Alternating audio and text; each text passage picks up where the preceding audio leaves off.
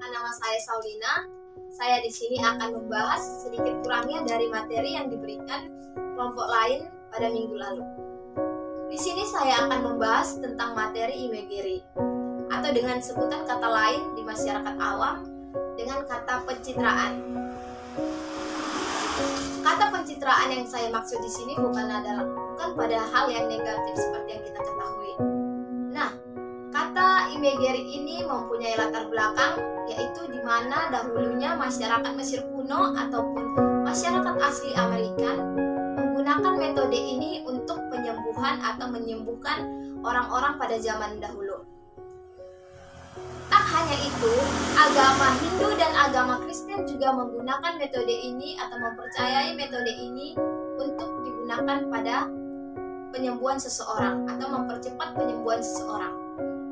Nah, tujuan dari metode imagery ini sendiri adalah memelihara kesehatan, terus itu mengurangi stres, mempercepat penyembuhan, dan yang terakhir adalah menggali pengalaman si konseli atau seseorang. Nah, metode imagery ini ditujukan pada siapa aja sih? Yang ditujukan pada anak-anak, remaja, dewasa, tua, ataupun bahkan lansia.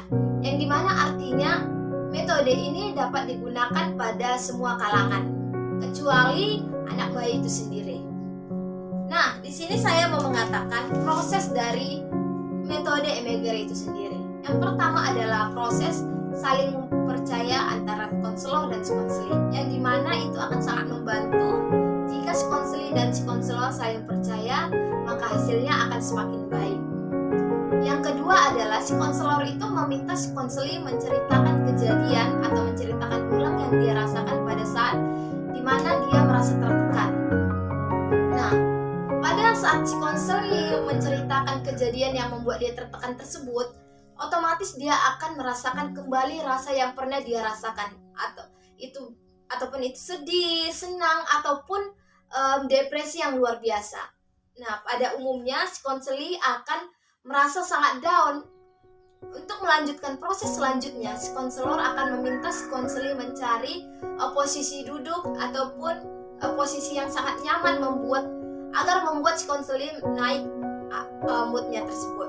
Setelah si konseli tenang, maka si konselor akan melanjutkan prosesnya, yang dimana si konselor itu meminta si konseli membayangkan kembali hal-hal yang ingin dilupakan oleh si konseli itu sendiri.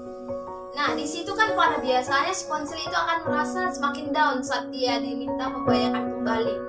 Tetapi tugas si konselor itu di situ adalah menuntun si konseli agar meyakinkan si konseli yang dia bayangkan ini adalah untuk terakhir kalinya. Kedepannya dia akan bisa melupakan, bahkan tidak akan mengingat-ingat kembali hal-hal yang pernah dia rasakan. Nah, setelah si konselor berhasil membuat si konseli membayangkan kejadian-kejadian yang dia rasakan sebelumnya, si konselor meminta si konseli rileks atau membuat si konseli rileks-rileksnya, dan perlahan meminta si konseli membuka matanya. Dan yang terakhir adalah meyakinkan si konseli untuk tidak lagi berpatokan pada kejadian-kejadian yang dia rasakan, karena kejadian itu sudah berlalu. Nah, pada umumnya metode ini sudah berhasil dan banyak berhasil yang di mana membuat masyarakat Mesir kuno, masyarakat asli Amerika, agama Hindu dan agama Kristen meyakininya karena sudah banyak yang berhasil.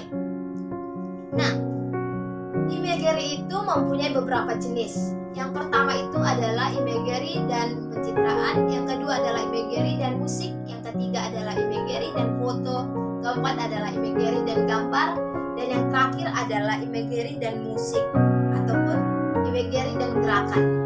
Nah, setiap hal itu pasti mempunyai hal negatif dan hal yang positif, tak terkecuali metode imagery ini sendiri. Hal yang kelebihan dari metode imagery ini sendiri, yang pertama itu adalah mengurangi rasa stres, mengurangi rasa depresi ataupun rasa tekanan yang dialami oleh si konseli itu sendiri. Yang kedua adalah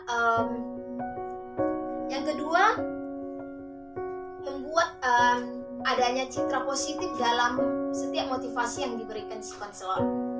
Dan yang terakhir adalah kelemahan dari imagery itu sendiri.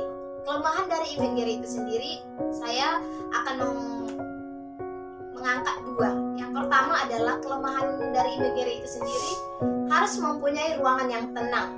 Dan yang terakhir adalah imagery ini sering membuat atau melemahkan si konseli. Dengan kata lain, membuat si konseli itu menjadi negatif thinking.